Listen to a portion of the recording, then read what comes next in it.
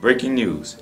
The mayor of a small town in Texas, along with her daughter, 19 years of age, has been shot to death in an apparent murder-suicide. In other news, police responded to calls about gunshots fired at a Los Angeles home.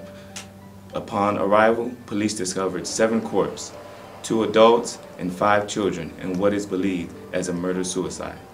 And finally, an NFL football star that dazzled our homes for over 15 years was found shot dead alongside his girlfriend in her apartment in what authorities are calling another case of murder-suicide. In all of these cases, there is one underlying factor: financial shortcomings. Hello, my name is Patrick Colin.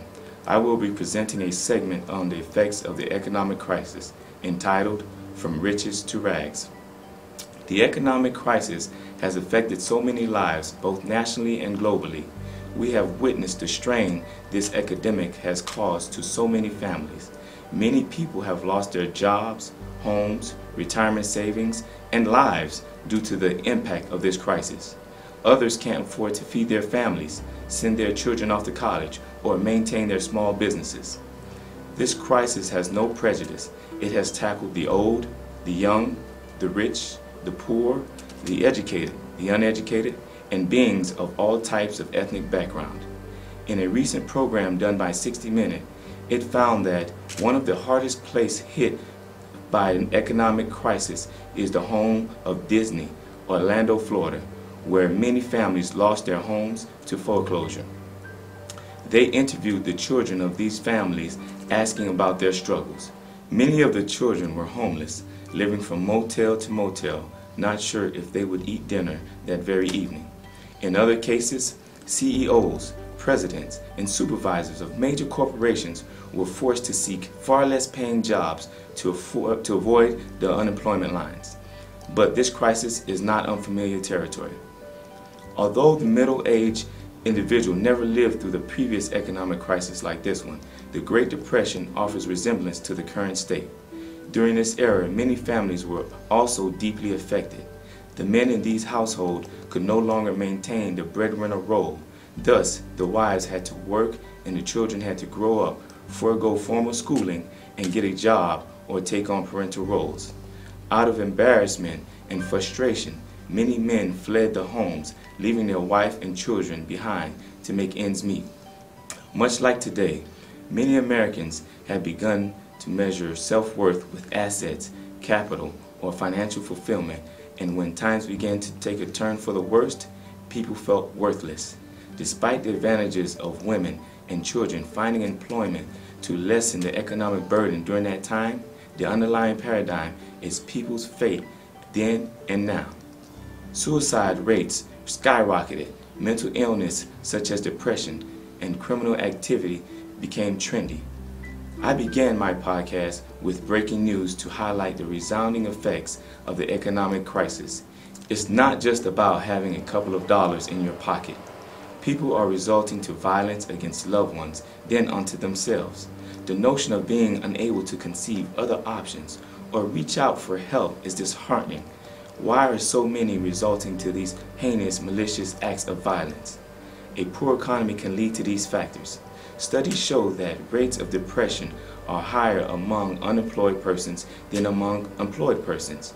There is a strong relationship that exists between unemployment, the economy, and suicide.